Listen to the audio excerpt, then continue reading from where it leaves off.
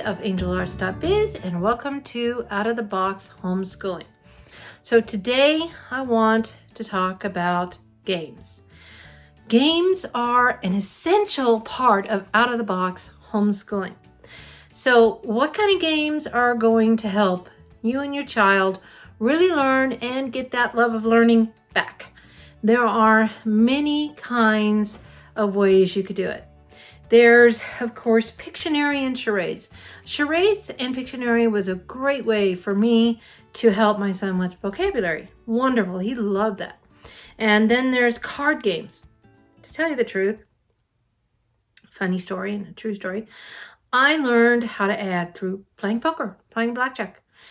To this day, I can immediately think about, that addition. It just comes to my mind immediately, and that was because I played poker and other card games. So card games are an extremely valuable resource. There's so many different kinds.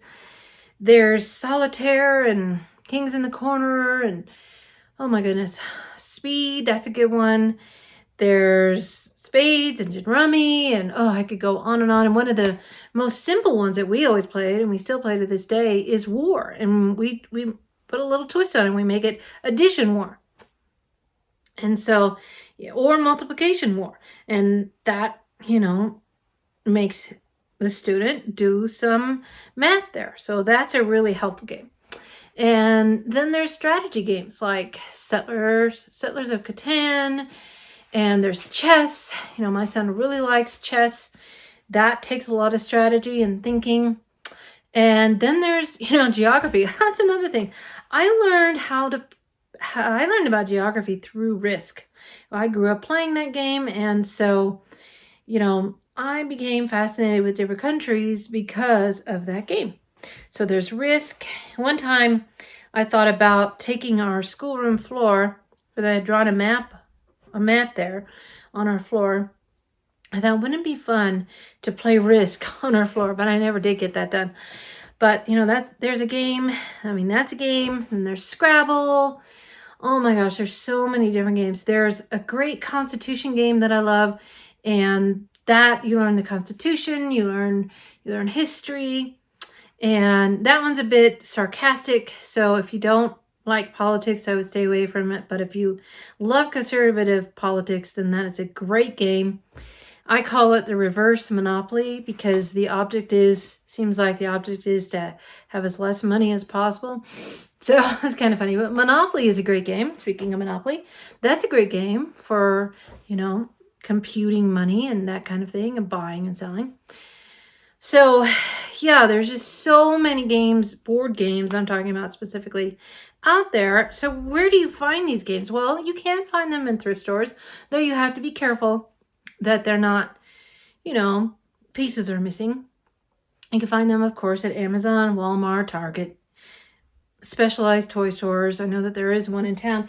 I just wanted to show you this one I found, and I really haven't used this yet. We really haven't delved into this, but this is a really good game I found called Music Maestro 2, and it talks about all of the, see if I can open it without causing everything to fall. It has all these music cards and things like that, so it's a great way to learn about music. So the thing is that kids learn best, and if you watch these videos and at all, or if you followed my homeschooling blog or my emails, and you know that I am very keen on play. And kids learn best through play. And also, when you play with your kids, when you play board games with your kids or other games with your kids, it's a bonding experience, and it helps your relationship, which helps everything about your life, whether parenting or schooling. So gaming is extremely beneficial, and you could probably, and I'd love to figure out how to do this, just play games and that's it. There are people who do that. All they do is game schooling. It's totally, entirely possible. So that's just a little bit about games. One of my passions for sure. Just, try it out. Just try one game a day or one game a week and see how you like it. And I bet that you will love it. One of the games that we played is just a memory game, a matching game, that was really valuable. There's a math curriculum that we had for a while called Right Start Mathematics, and they have a whole book on math games, and they have all these cards for math games, and that was a really valuable resource. So think about Right Start Mathematics.